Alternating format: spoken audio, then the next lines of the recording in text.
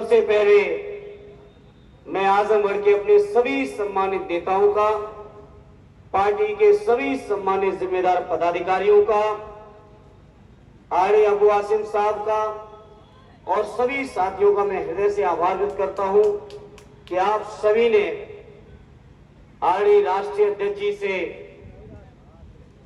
कहकर और अपनी बात को मनवाकर मुझे आजमगढ़ जैसी शानदार सरजमी के लोगों की सेवा का मौका दिया है।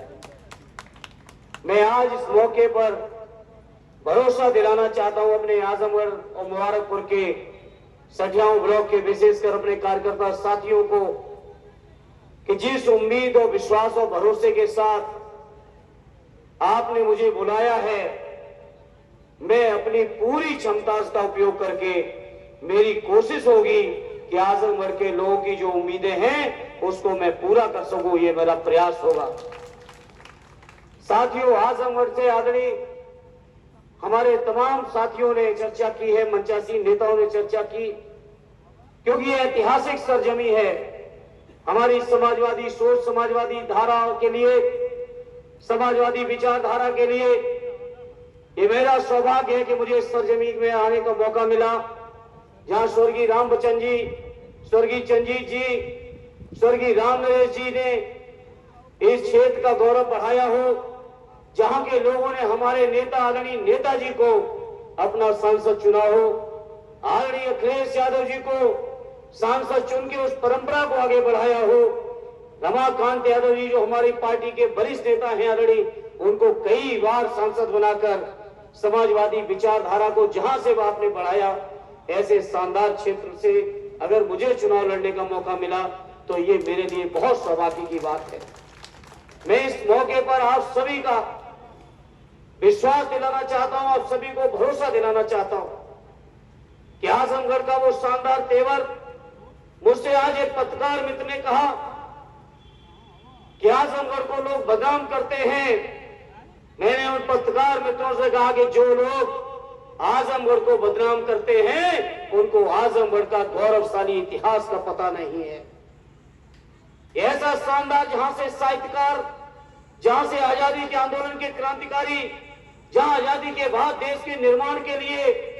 इतनी प्रतिभाएं निकली, जो न केवल हमारे देश में, न केवल हमारे प्रदेश में, बल्कि दुनिया में भी जाके आजमगढ़ और हिंदुस्तान का नाम रोशन करने का काम किए। इसलिए ऐसी सरजमी को मैं नमन करते हुए और ये भरोसा दिलाता हूं, आज जो हिंदुस्तान और उत्तर प्रदेश के अंदर भारतीय जनता पार्टी की जो सरकार, जिस सरकार ने अन्याय, अत्याचार, शोषण और की पराकाष्ठा कर दी हो, जहां महंगाई के नाम पर बातें करके, भाषण देके, जुमले देके दिल्ली की सरकार हासिल जरूर की, लेकिन उनकी सरकार बनते ही महंगाई देश में बढ़ी है। मेरे मुबारकपुर के साथियों, इन्होंने पूरे हिंदुस्तान के नौजवानों को गुमराह किया था कि हम रोजगार देंगे, लेकिन हमारे नौजवानों की, जैसा आदरणीय अबू आसिम साहब ने अपने भाषण में चर्चा की, आजादी के बाद अगर देश में सबसे ज्यादा बेरोजगारी बढ़ी है तो आज की तारीख में भारतीय जनता पार्टी की सरकार में बढ़ी है। साथियों, इन्होंने क्या क्या नारे दिए थे, लोगों के जज्बात को अपने साथ जोड़ने के लिए, लोगों की भावनाओं से खेलने के लिए। इन्होंने कहा कि मैं देश नहीं बिकने दूंगा, लेकिन बाहर है मोदी जी, बाहर है बीजेपी के लोगों, जब आपने कहा देश नहीं बिकने दूंगा तो देश की कोई बड़ी चीज नहीं बची जिसको आपने न बेच दिया हो। आपने रेल बेच दी, आपने हवाई अड्डे बेच दिए, आपने सड़कें बेच दी, आपने पेट्रोलियम कंपनियां बेच दी, आपने देश के तमाम जो तरह की चीजें, आपने हवाई जहाज भी बेच दिए। तो हम कहना चाहते हैं, जो भारतीय जनता पार्टी के लोग देश की तमाम संपदा को बेचने में तुले हो, महंगाई बढ़ाने में तुले हो, नौजवानों की बेरोजगारी बढ़ाने में तुले हो, देश के गरीबों को लगातार गरीब बनाने में तुले हो, ऐसे लोगों के खिलाफ एक मजबूत लड़ाई जो समाजवादी लोग लड़ रहे हैं। मैं समझता हूं आजमगढ़ के लोगों, मैं आपसे वादा करता हूं, आप जब मौका दोगे तो देश की संसद में अपने गरीबों की लड़ाई को और मजबूती से लड़ने का काम करेंगे। साथियों, देश में अन्याय की पराकाष्ठा चल रही है, पिछड़ों को न्याय नहीं मिल रहा है, दलित भाइयों के साथ अन्याय हो रहा है। हमारे आदरणीय राजेंद्र कुमार जी कह रहे थे जो हमारे पूर्व मंत्री हैं मोहम्मदाबाद के हमारे नेता विधायक जी ने किस तरह से देश के संविधान की आत्मा को कचोटने का और तोड़ने का काम ये भारतीय जनता पार्टी के लोग कर रहे हैं। ऐसे समय में आजमगढ़ का ये चुनाव हो रहा है, इसलिए मैं कहना चाहता हूं आजमगढ़ के लोगों,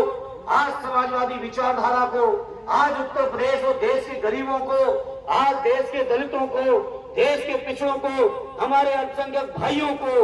जरूरत है कि भारतीय जनता पार्टी को सबक सिखाने का काम हम समाजवादियों को करना है। साथियों, जहां आदरणीय अखिलेश यादव जी ने को आपने उत्तर प्रदेश के अंदर विधानसभा में नेता प्रतिपक्ष के तौर पर बैठाकर प्रदेश की जो सरकार है, जो दम्भी सरकार है, जो अन्याय अत्याचार करने वाली सरकार है, उस सरकार के को नाथने के लिए आदरणीय अखिलेश यादव जी उत्तर प्रदेश की विधानसभा में नेता प्रतिपक्ष के तौर पर विराजमान हैं। और